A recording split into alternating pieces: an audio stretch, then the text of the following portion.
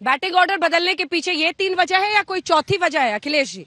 अंजना जी देखिए, कल पहला दिन था सदन में। अब पूरे देश ने देखा बीजेपी का निरंकुश तानाशाही और स्तरहीन भाषा का पूरा परिचय दिया बीजेपी ने कल सदन के अंदर अपने चाल चरित्र चेहरे का भाषा के माध्यम से पूरे देश को बताया कि वो किस लेवल के नेताओं के साथ बीजेपी भरी पड़ी है। राहुल गांधी का इंतजार पूरा देश कर रहा है, घबराने की जरूरत नहीं है भाजपाइयों, वो बोलेंगे, पानी की गिलासें रख लेना। लेकिन नेता सदन कहाँ है? नेता सदन आदरणीय नरेंद्र मोदी जी प्रधानमंत्री, जो नेता सिर्फ बीजेपी के नहीं है, नेता सदन कहाँ है? ढूंढ के लाओ भाई। अभी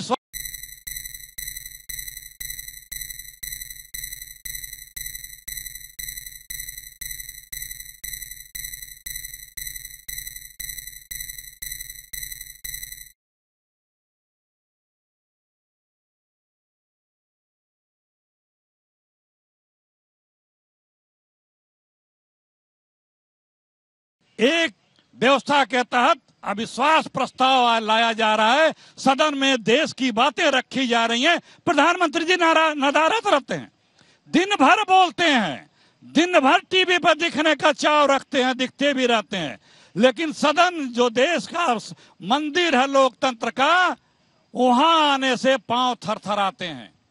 राहुल गांधी को पूछा जा रहा, बोलेंगे भाई, सदस्य हैं, अभी संस्था बहाल हुई है, एक बार बोले थे तो उनको स्पंज कर दिया जाता है, म्यूट कर दिया जाता है, पता नहीं क्या क्या कहा जाता है।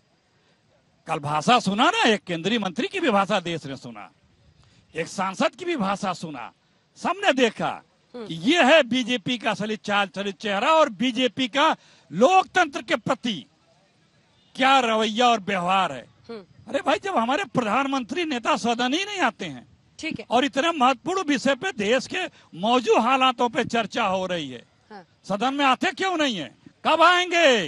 ये देश जानना चाहता है। पीएम की गैर मौजूदगी पर आप जवाब दीजिएगा, लेकिन पिनाकी मिश्रा ने जो इसी पे कहा है वो जल्दी से सुना देते हैं एनडीए की तरफ से। आइए सुनिए।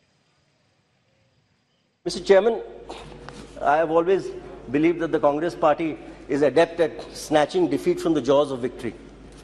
They are also very adept at cutting their nose to spite their face. And I say this advisedly.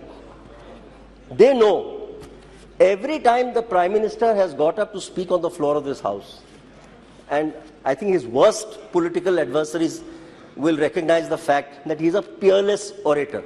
There is no question. I don't think there is an orator today in India who matches him. There's no question. Everybody recognizes that fact.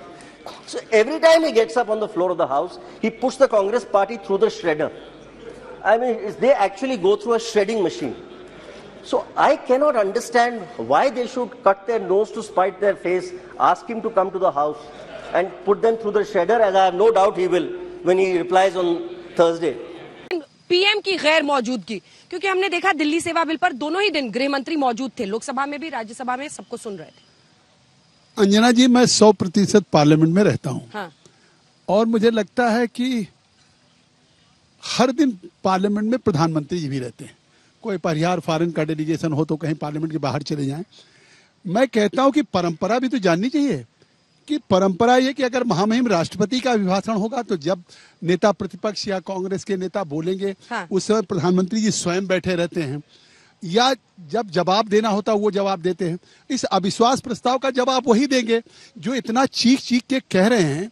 सवाल पूछिए अंजना जी, आप तो जानते हैं कि जब से member of parliament बने होंगे, जरा राहुल गांधी की उपस्थिति भी आप दिखा दीजिए कि पार्लियामेंट में कितना है। क्वेश्चन जीरो, कभी कोई प्राइवेट मेंबर बिल नहीं, कभी 377 में अपने क्षेत्र की समस्याओं को नहीं उठाया, इसीलिए तो अमेठी से हार गए। तो आखिर सूप बोले चलनी बोले जिसके 72 क्षेत्र, खुद जिसकी वकालत कर रहे हैं वो देश की पार्लियामेंट में रहते ही नहीं। और आप देखते हैं प्रधानमंत्री नरेंद्र मोदी जी हमेशा पार्लियामेंट में रहते हैं, लोगों से मीटिंग करते हैं। कल ही मैंने देखा मेघालय की चीफ मिनिस्टर आए थे तो अगर खबर आ रही है सर, भारत जोड़ो आंदोलन को लेकर प्रधानमंत्री नरेंद्र मोदी ने ट्वीट किया है, Tributes to the greats who took part in the Quit India movement, प्रधानमंत्री लिखते हैं. Under the leadership of Gandhi ji, this movement played a major role in freeing India from colonial rule. Today, India is saying in one voice, corruption, quit India. Dynasty, quit India. Appeasement, quit India. प्रधानमंत्री ने इसी बहाने अखिलेश जी आप लोगों पर वार कर दिया. जल्दी से बात पूरी कीजिए. क्या ऐसे दिन भी अब विपक्ष पर हमला कर रहे हैं पीएम? हम विपक्ष पे नहीं हमला कर रहे. क्या इससे सहमत नहीं कि देश से भ्रष्टाचार देश को छोड़े? इन बुराइयों को कह रहा है quit India. Corruption, quit India. यानी भ्रष्टाचार, इंडिया छोड़ो. Dynasty, quit India. यानी परिवारवाद, इंडिया छोड़ो.